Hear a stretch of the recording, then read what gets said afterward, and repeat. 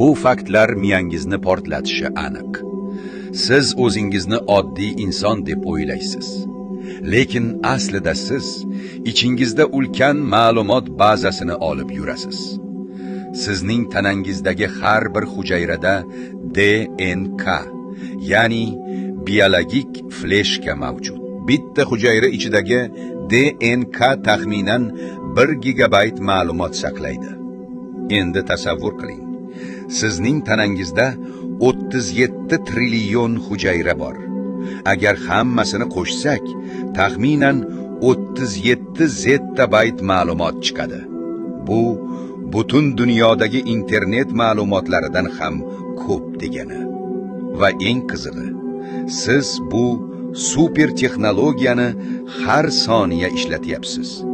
Lekin buni sezmaysiz ham. Yuragingiz uradi. Hujayralaringiz yangilanadi. Hammasi shu kod orqali boshqariladi.